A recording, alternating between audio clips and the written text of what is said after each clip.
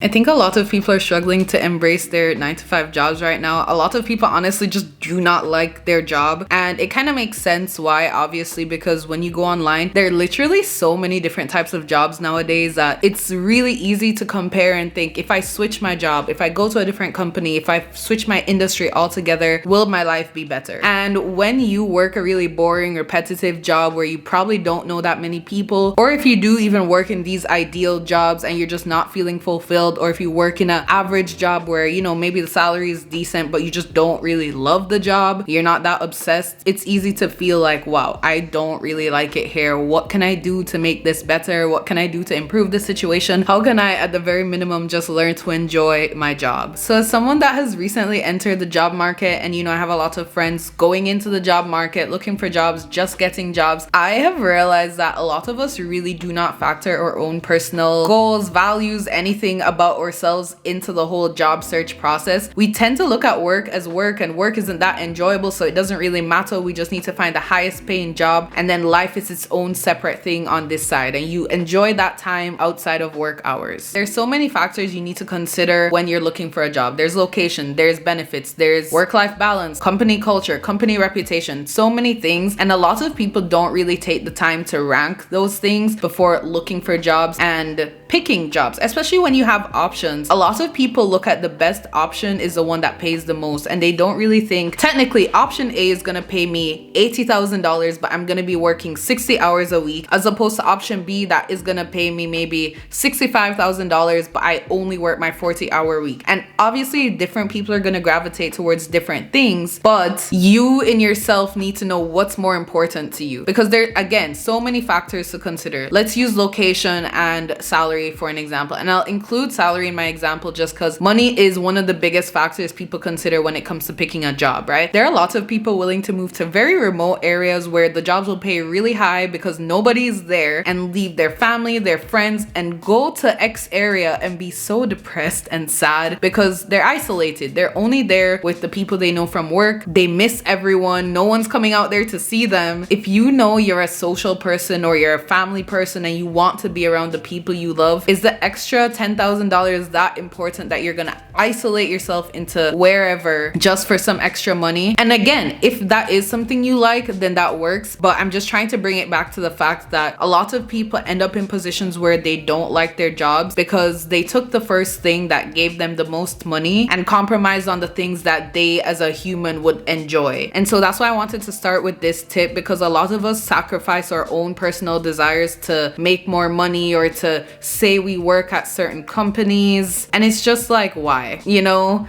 why are you doing that to yourself? Why are you putting yourself in these bad situations and then playing the victim when you hate your job or you dislike your job? It just kind of doesn't make sense. And so I really think it's important to start tailoring or adjusting your job to your needs, because this whole video, I'm not really trying to convince anyone to quit their job, leave their job, change their job. I want to help you make the most of your current situation. So, you know, within your company, if there's a possibility to move offices, consider that as an option if it can bring you closer to your family. And it's then up to you to decide, if you have to take a salary cut, for example, is this worth it? Think about your current situation. Maybe take that list of factors that I gave you and rank it from most important to least important. Rank your ideal order and then compare it to what your current situation looks like. And if the factor that you truly desire on your ideal list is at the bottom of your actual list, maybe you should try to think about how can you improve that. Whether it's that you ask to be put on less projects, or you negotiate and ask for better benefits, you negotiate and ask for more money. You know, a lot of us also just don't even know how to negotiate, and that's the biggest L when it comes to university. We go to all these job fairs, and I feel like it's just a whole thing of take the job that's well respected and pays the most, and they're not really teaching us how to vouch for ourselves, how to get what we truly want from jobs. But a lot of us don't even give ourselves that opportunity, and it's kind of sad. My second tip, prioritize the life in work-life balance. Yes, many of my friends that work 9 to 5 right now about how they like their job, what's work been like. They're gonna tell you they're tired. They're gonna tell you their job sucks. They're gonna tell you they feel like they have no time for themselves. And I find that a lot of people, it's not that they hate their jobs, but they resent their jobs. And I feel like that's because a lot of us don't make time for ourselves outside of work. There's an article I read or a video I watched a long time ago, and there was a lady talking about how her quality of life improved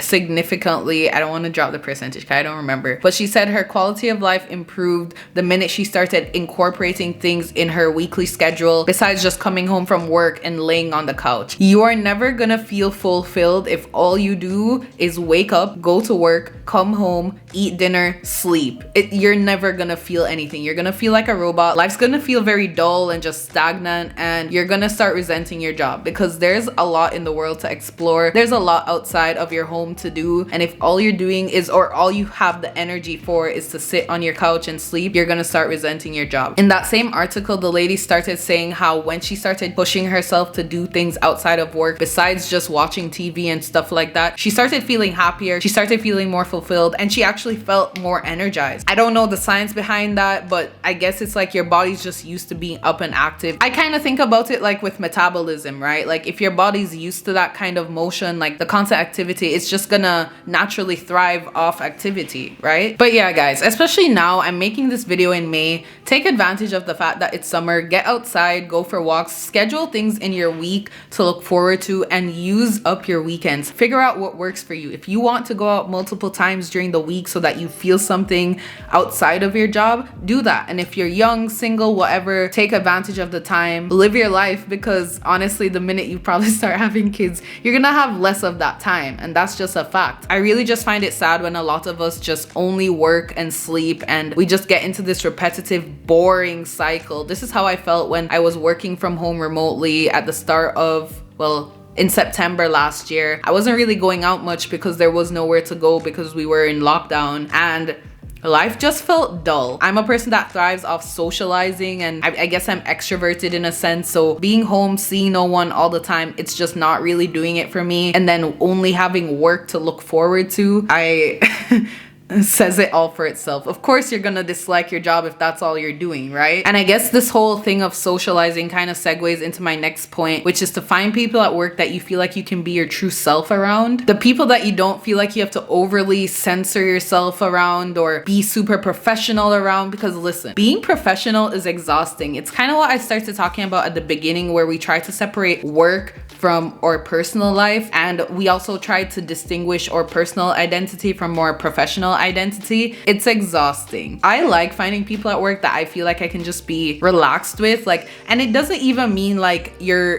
someone at work that's your bestie or someone that you can just talk about all sorts of things with. It's just kind of the people that you don't have to pretend that you're in a good mood when you're with them, right? Like friends, but they don't need to necessarily know everything about you. And I say that because a lot of people don't like having work friends, which is fair. Do whatever works for you. I think it's nice to have maybe 1 or 2 good friends at work, especially if you're in a different city or a different country for work. I'm gonna emphasize that. I moved in a different city, not too far away from like my family and friends, but I'm in a different city. And especially when we were working remotely, I was just, and we still work remotely, by the way. I'm going back in office for the first time in 2 weeks, so round of applause for me. But yeah, if you're like me and you're a really social person, you like the socializing part of work more than the actual work, working remotely, not meeting anyone, not seeing anyone, it can suck, you know? And especially if you work in a really technical, hard job where you're using your brain a lot, it kind of just feels exploitive in a way. Not that the company is doing anything wrong, this is just what the world was like or is like. But when you're constantly giving your energy, of course you get paid, but you feel like that's all it is. It's just a straight transaction of money and labor. It's just, that's not what I personally want from a job. And again, it goes back to what I said in the first point. You have to know, how do you rank those different factors? I think it's important to work in a space where you can get along with people, run some jokes, have some fun.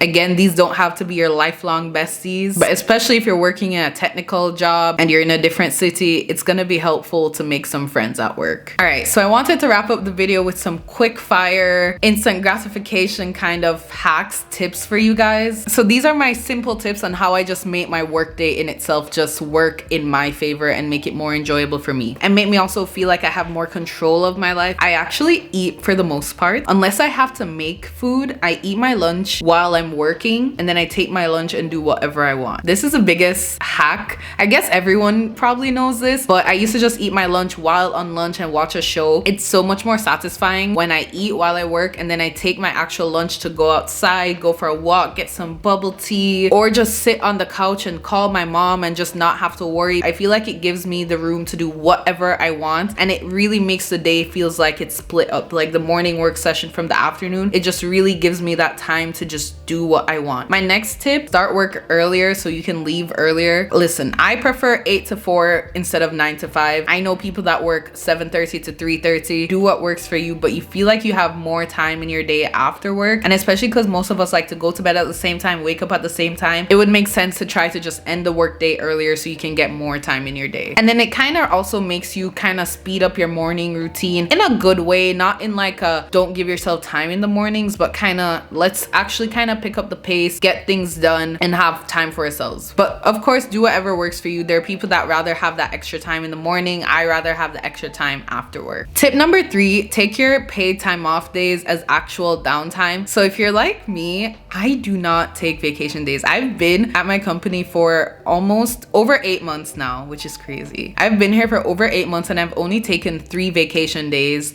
and one of them it's because I had errands to run, and the other 2 it's because I was going on trips. But I've never really taken a vacation day just to relax, which I do have one coming up, which is why I put the tip in here. I don't want to be a hypocrite. Yeah, it's like when you take your vacation days and then you're allocating it to something else, it doesn't even feel like vacation, honestly. Even if you're hanging out with friends, I know the whole thing for me is that I kind of see it as a waste because I'm not given that many vacation days. So to me, it's just kind of like, oh my gosh, am I gonna really just take this day just to sit and sleep? But I'm also working on valuing rest more because I don't give rest as much priority as it deserves. It's hard to not feel guilty taking days off just to do nothing, but it helps. I know it helps. We all know it helps. We just don't do it. And I thought I would put the tip in there. Final tip, time is an asset, and you want to find as many ways as possible to cut corners throughout your workday. For me, I don't like to waste time thinking about food. I'd rather have a big pot of pasta made at the start of the week and just eat that throughout the rest of the week. Another way I kind of save on time throughout the work days is I don't really get invited to that many meetings, but there was a point in the busy season in like April where I was getting invited to a lot of meetings that really just kind of didn't apply to me. Like maybe only 5 minutes, 10 minutes applied to me. A really helpful tip my boss gave me was to just work while you're doing the meeting. You don't really need to pay attention to everything that's going on. And I wanted to add this in there because I feel like a lot of people that are new to companies don't really know that. They think they have to pay attention to everything. They think they have to attend every single meeting they're invited to, when really you don't. Of course, it's hard to kind of tell what's important, what's not important. You simply ask. That's all it is,